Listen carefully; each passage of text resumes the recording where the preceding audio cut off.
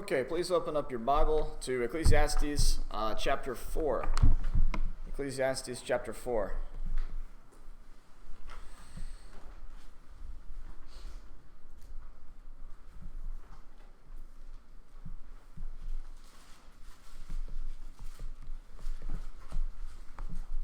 All right, before we get started this morning, does anybody have any Bible questions?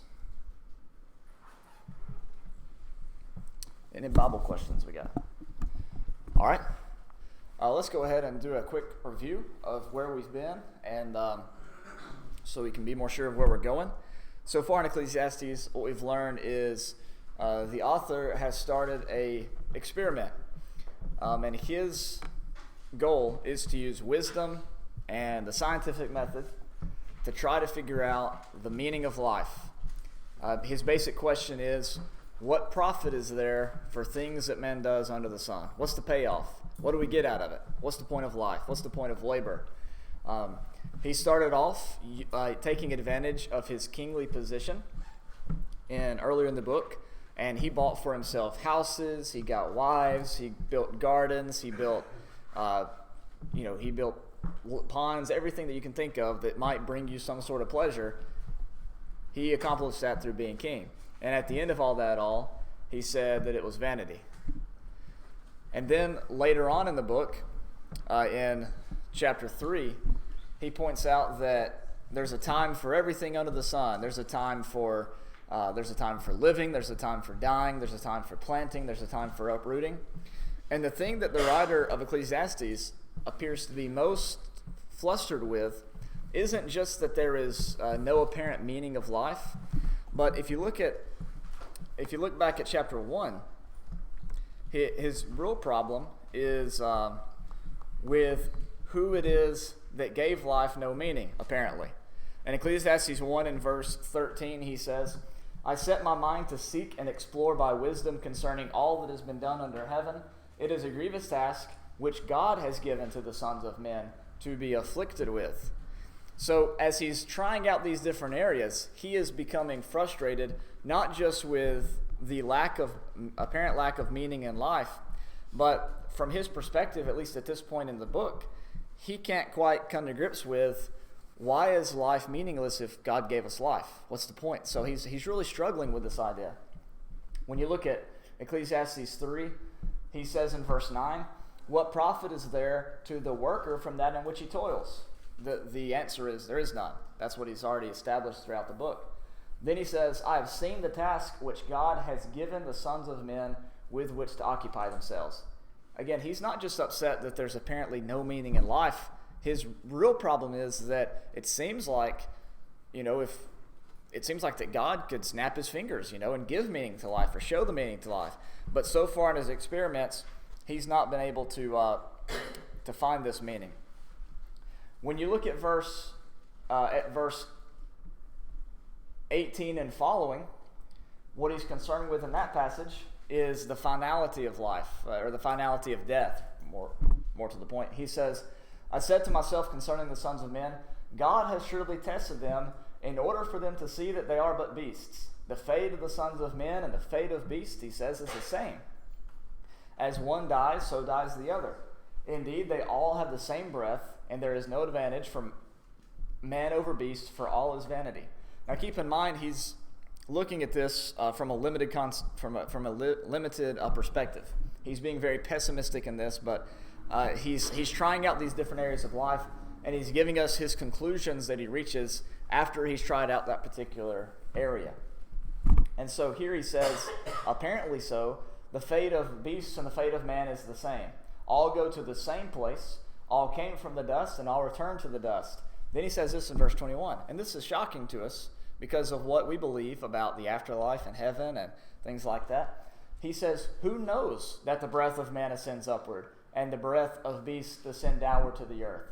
I've seen that nothing is better than that man should be happy in his activities, for that is his lot." That's his inheritance. That's all he's going to get. And then he gives this staggering question in the end of verse 22. "For who will bring him to see what will occur after him?" His basic point here, he's become so afflicted by this task that he's undertaken that his basic question is, you want to answer and tell me that there's profit in life because of what comes after life, but show it to me. Let's see the payoff. Bring me to see it. Can you bring me upwards? Can you bring me there to see what's going to take place after me? Can you show me what's coming? Can you show me the afterlife? That's what he wants to see. And then he even asks in verse 1, who knows that the breath of man ascends upward and the breath of beast descends downward? He's really confused and conflicted here, and he is making some pretty bold statements in light of his heritage as an Israelite. Now, this is important to be in the Scripture, because what it shows us is that we're not alone in the struggles and doubts that we have in our life. When we have questions about life and immortality and Christ and the kingdom of God, and when sometimes we throw our hands up in the air and say, please show us something, give us a sign or something, we know that we're not alone in that struggle. Even those who wrote the Bible went through those same struggles and had those same questions and same doubts that sometimes we do. And so this is important because it takes us through the mind's process as the mind tries to figure out what the meaning of life is. And we're going to see the conclusion that's coming up, but first we have some more experiments to run. He has a couple of more things that he needs to accomplish, okay? Does anybody have any comments before we continue on about the first 3 chapters of Ecclesiastes? Only to keep in mind that Solomon's an old man now. He's looking back on his misspent life. Right, exactly. And you can say that he's exposing all of the regrets because he was wise enough to ask God for wisdom. Yes. But he misused divine wisdom and got involved in all the excesses of life. Right. That's where he is in this. Everything that he had, wealth, women, whatever it was, it was to such an extent that it brought him to the conclusion that there's nothing to be satisfied. Right, and that goes to show you that a blessing that God gives isn't the blessing itself, but how you put it to use. So if you put the wisdom that God gives you to poor use, it's no longer a blessing, it becomes a curse. If God has given you a talent of public speaking or something like that, you can put it to poor use and lie to people and take advantage of them, you see. If God's given you the gift of, being a caretaker or caring for people or whatever, you can use that to your advantage and take advantage. You know what I'm saying? Just because God has given you a talent or given you a gift doesn't make it a blessing in and of itself. It's how you use it, how you put it to use. Same with eternal life. Paul even wrote to those at the church of Galatia, I think it was, when he talked about, or I guess it was Romans, taking advantage of their liberty and thinking that if they sin more and more that grace would abound, So there's a blessing is more than just receiving it, but it's how we put it to use. And we're actually going to talk about that in the lesson. That kind of ties in well. But that's a good point, Gary. Solomon is looking over his life, and he is sort of giving us all the dirty details, all his thoughts behind the scenes to show us how it was not profitable and how we can learn from it. One person that I listen to a lot to learn from in my business, he said, don't go to the school of, everybody says you learn best at the school of hard knocks. No, you learn best from people who went to the school of hard knocks. No need to go there yourself. so why you want to go get knocked around and stuff like that when you can learn from somebody who already went through it all? So we can learn from his mistakes. We don't need to follow in his footsteps. Okay? All right. Zelda. I wonder sometimes, you go, I was a caretaker, and I worked in hospitals, mental hospitals, different places I worked in, was a caretaker. And some of your clients, they're good people, and there's some that just really despicable sometimes. Right. But are you wrong to just look at it sometimes that even though those people don't appreciate you, you look at it that God appreciate you. Yeah. And you look at it, and then you says that, well, there's a reward for me somewhere in life. Right. Am I wrong for looking at it like that? No. one of the things that Jesus said, that's basically what Jesus said when all his disciples left him before the cross. And he said to God, even though all will abandon me, you're not going to abandon me. And so that's a decent way to look at it. In Matthew chapter 6, when he talks about those who are giving out alms to the poor, openly to try to bring attention to themselves, what he said was, they have their reward. That attention that they get, the praise and gratitude that they get from man, that's their reward. But then he follows that up and he says that when you do things in secret, God will award you openly. So, there's a biblical precedent for that. Understanding that, as Paul says in Ecclesiastes 6, he's writing to people who are paying off debts, and so they've sold themselves to a debt collector to pay off the debt, right? And what he says to them, when you serve them as if you're serving the Lord. You're not grateful for that guy, you're not, he's not treating you well, but you serve him as if you're serving the Lord. And so I think you have biblical precedent for that sort of thing. Okay, let's go to Ecclesiastes chapter 4 and verse 4. All right. He says, I have seen. Notice he starts off this section in verse 4 in the same way that he did back in verse. I thought it was right there. Oh, verse 16. Furthermore, I have seen. So this is one of the ways that Solomon transitions, is using this expression, I have seen. This section goes from chapter 4, verse 4 through verse 16, not 14 through 16, but 4 through 16, and it's, you could title it Hard Work, Ambition, Advancement. Hard work, ambition, and advancement have no payoff, as if you want to title that section. Hard work, ambition, and advancement have no apparent payoff. All right? I have seen that every labor and every skill which is done is the result of rivalry between a man and his neighbor. This too is vanity and striving after wind. All right, what are your thoughts on that passage in verse 4?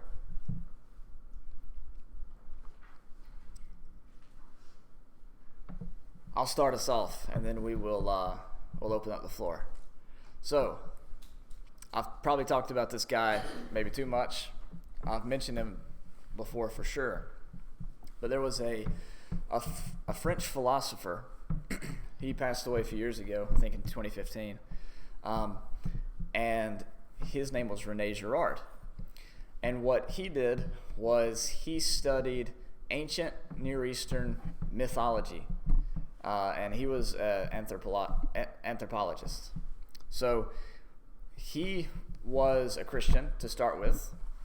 But through his study of mythology, he kind of sort of resigned himself to saying, all this stuff is just the same. He says, the Bible's not really different than these other myths and things like that, so he kind of gave up his faith and lived as an agnostic for several years. And then he actually went back and read the Bible, and as he was going through these various books, and what he realized was that the Bible is not the same as these other ancient myths, but what the Bible does is very strategically critiques these various traditions and ideas that existed in the ancient Near East, exposes them as being insufficient or vain ways of living, and provided an alternative solution.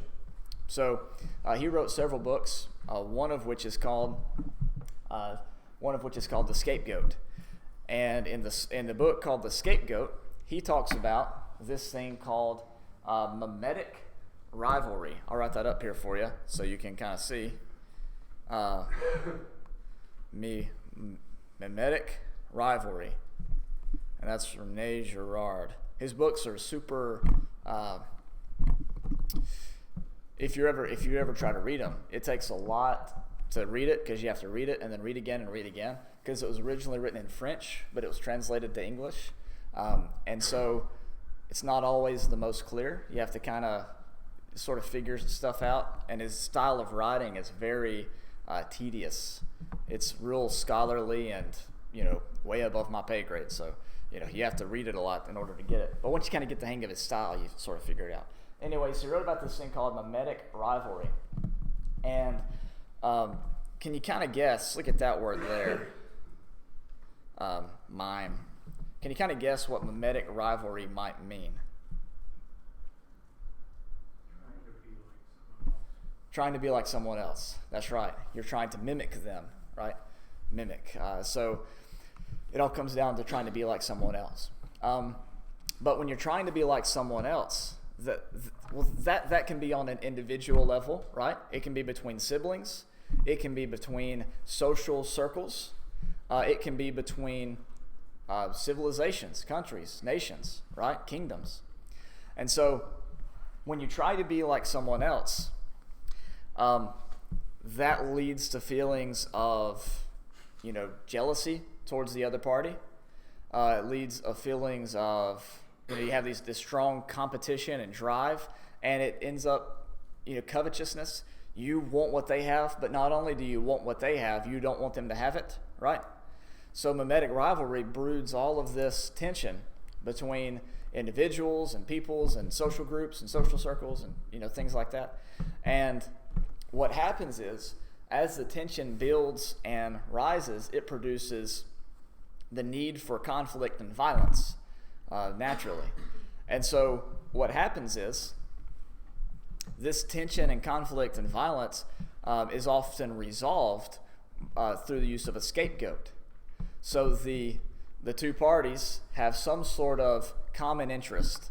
They might have competition with themselves, but they are affiliated with the same nation. And so they have some sort of issue that arises, and what they do is they scapegoat the outsider to blame them for the problems that they're having, and this temporarily resolves the conflict. One way to describe this, or to demonstrate this, is with the beheading of John the Baptist. There's tension that you have there between Herod and Herod's brother Philip, right? Why is the tension arisen? Why did the tension come about? Why did it arise? Because Herod took his brother's wife. They got the rivalry there. You got something I want, I'm going to take it from you. And so the two parties are in conflict. But they have a common enemy, which is John, who's condemning the relationship and demanding that they repent. So in order to resolve the conflict, Herod consents to the execution of John the Baptist, and John the Baptist stands as a scapegoat that's been taken out of the way. The blame has been placed on him for all of their problems that they cause themselves, and the tension is resolved for a time. Now it's a sacrifice that has to be made year by year continually, as you might say about the Old Testament sacrifices, which means that none of that sacrifice cannot resolve the problem itself. It's going to demand another in the future. Here's another.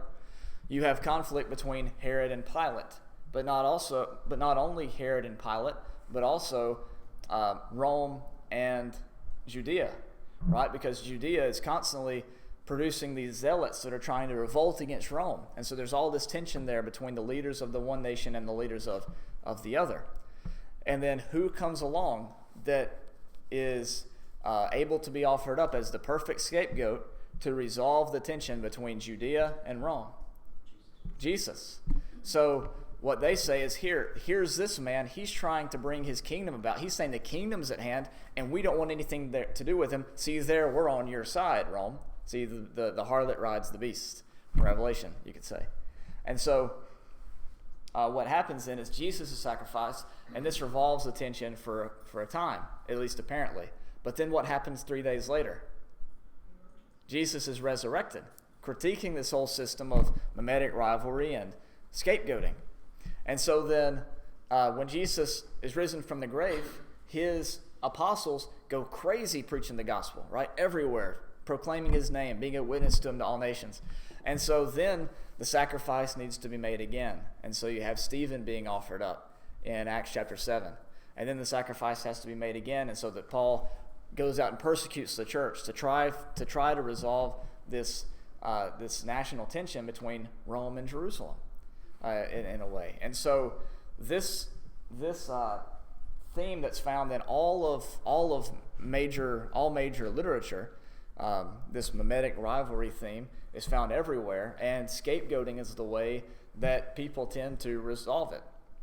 You have tensions in America between different political parties or different peoples or different ideologies. And what's the way that we typically try to solve that? When the tensions rise, what happens every 10 or 20 years or so? We go to war, right? Because the way that you unite two parties that are in conflict with one another is finding a common enemy, you see? And so naturally in human history, war comes about, or a people is persecuted to resolve conflicts that we don't want to deal with, that we don't want to mess with. You see how kind of cool and fascinating this is? And so Rene Girard, what he did was he evaluated all the ancient literature, all the ancient myths. He evaluated Greek mythology. He looked at different situations throughout time. And he compared it with Scripture, and what he saw is that the Bible critiques that whole idea of this us versus them scapegoating mentality. And what was interesting to me as I was preparing for this week is Solomon introduces this concept, 22,000 years, or actually, 3,000 years before Rene Girard in Ecclesiastes chapter 4 and verse 4. And he says, I've seen that every labor and every skill which is done is the result of rivalry between a man and his neighbor. This too is vanity and striving after wind. See, one of the reasons why it's vanity and striving after wind is because you finally get the grill that your neighbor has, and what does he do the next week? He gets a bigger, better grill, You get that car that he's got, and he goes out and gets the newer version of it. He gets the 2020 model instead of the 2019 model, And you go, now you got to get another one. And so you go into debt, and you sell all that you have, and you fight, and you bicker, and, keeping up with the Joneses type of thing, right? And what he says is this is no way to live. This is no way to live.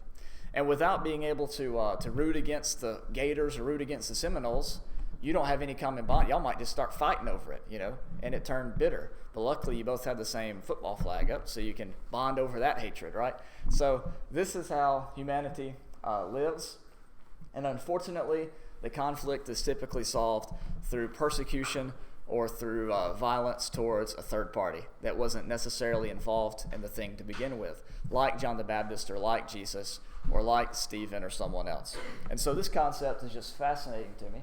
And I wrote a little article on it this last week about kind of what I just went through and told you, and I'll share it with you if you want me to. Okay? So, Daniel, yes. That's, you say that, and you should be happy when especially when one of your brothers and sisters get something. Right. You like and you want it. Just like I used to tell Johnny. I said that truck you got, I said, when you get finished with that truck now, I know I can come and get that truck. Right. So we should be happy when our brothers and sisters get stuff. Right, I like that new TV. We going to watch the game this weekend? Yeah. Okay, I see what you're saying. All right.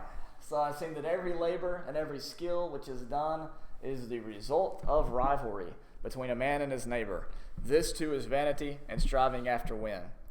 Now, so the question you might have after reading that passage is, well, should we just do nothing then? Should we just sit back and not do anything? Well, he answers that in verse 5. The fool folds his hands and consumes his own flesh. So the point is there needs to be some sort of moderation.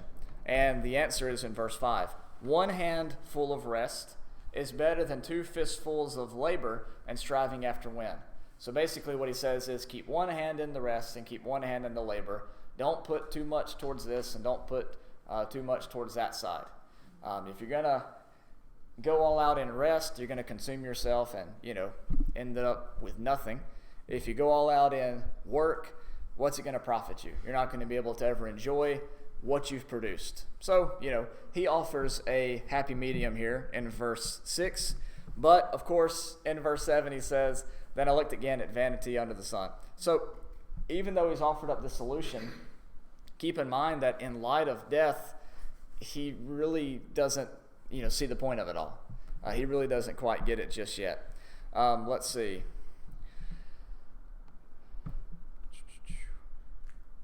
One of the things that I wrote down here, what he says is basically, it's better to lie low, accept what you have as a gift from God, not to ask too many questions, and don't strive after wisdom because it'll just drive you crazy. That's basically what he's saying here.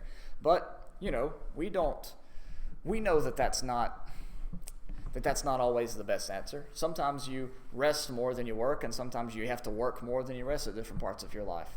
But again, he is sort of going sort of a stream of consciousness thing in Ecclesiastes, hitting all these different parts, just sort of writing as he thinks about it to demonstrate what it is that he sees as meaning in life. And so far, the meaning in life has been, don't try too hard, don't be too lazy, just kind of coast and you'll be okay. That's where he's at so far. That's not the conclusion, but it's where he's at this point in his study.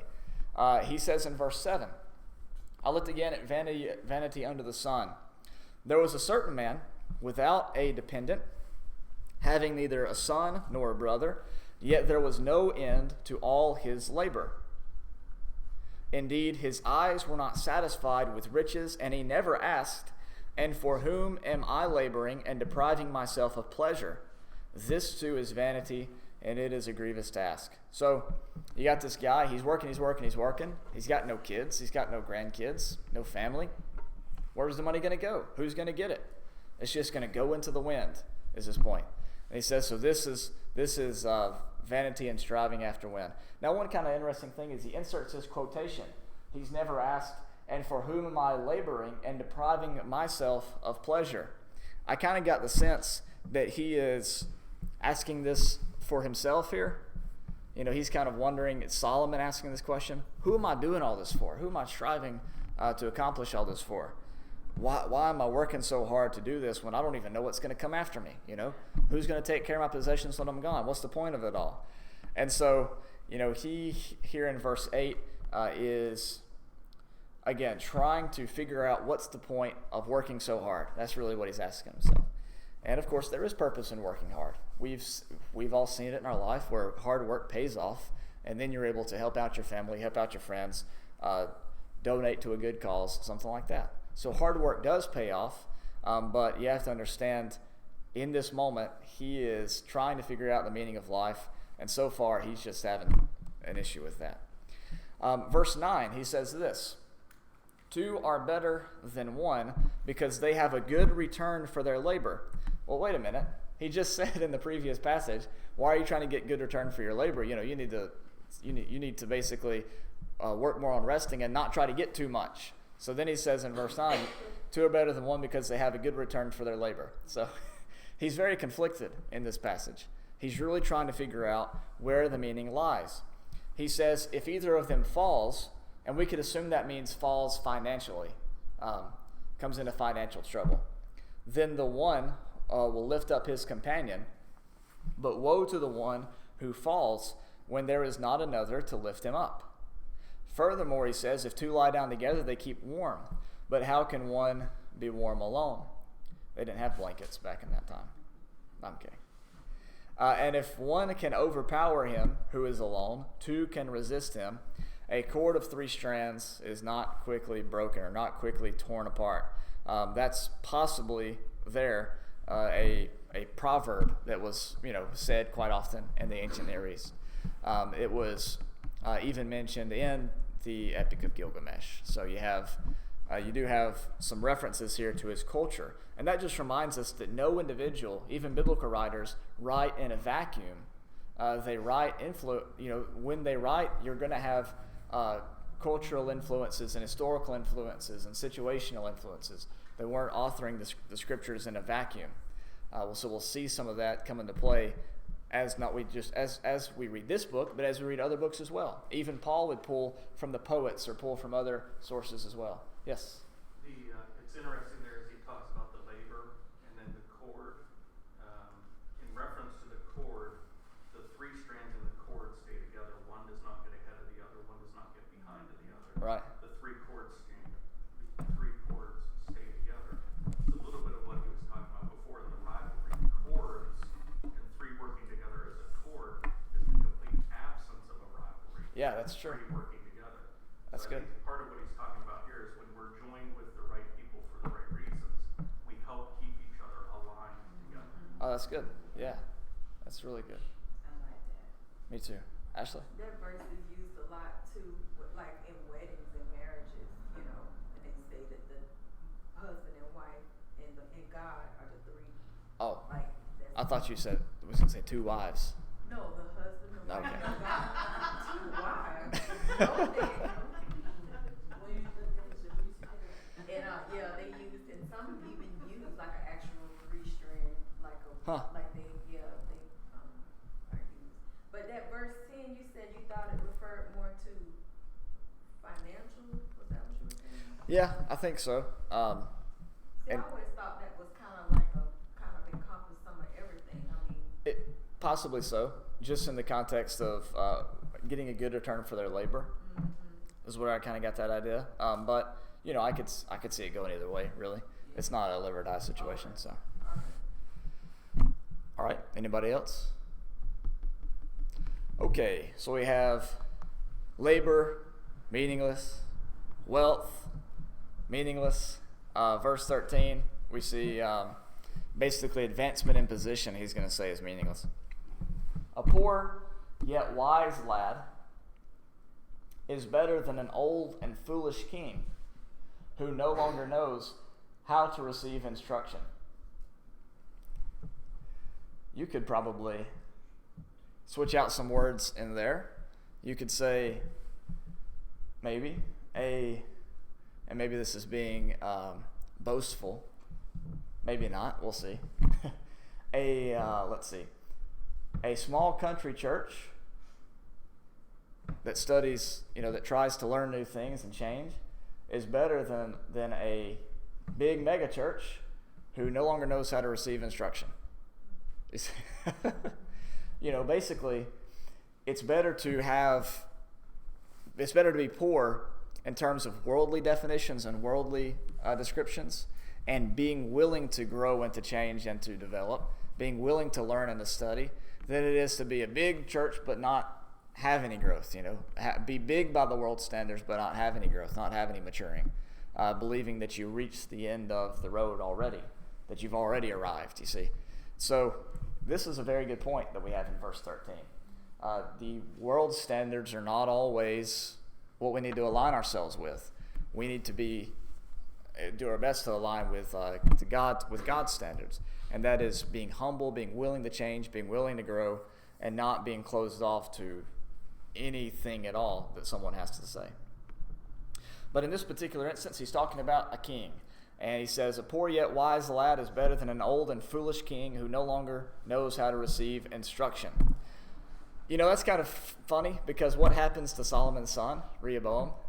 He doesn't want to receive instruction from the proper places, right? And that ends up being his downfall. For he has come out of prison, in verse 14, he has come out of prison to become king, even though he was born poor in his kingdom. I have seen all the living under the sun throng to the side of the second lad who replaces him.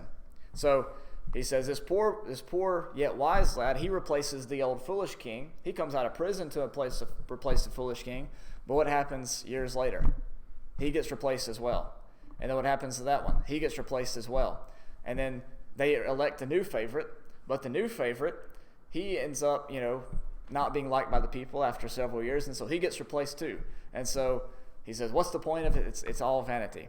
I have a great example for this. And I'm sure we know exactly this situation. We're all familiar with this. We've all lived long enough to go through several presidents. Some have seen more presidents than others, but several nonetheless. And what happens? We have one year a Republican president's elected, and he does some policies to push things in a certain way. Then the next 4 years, a Democrat president's elected, and what does he do to those policies that the Republican president had set up? Hey, get him out of here. Yes, gone, right? Let's do our own things.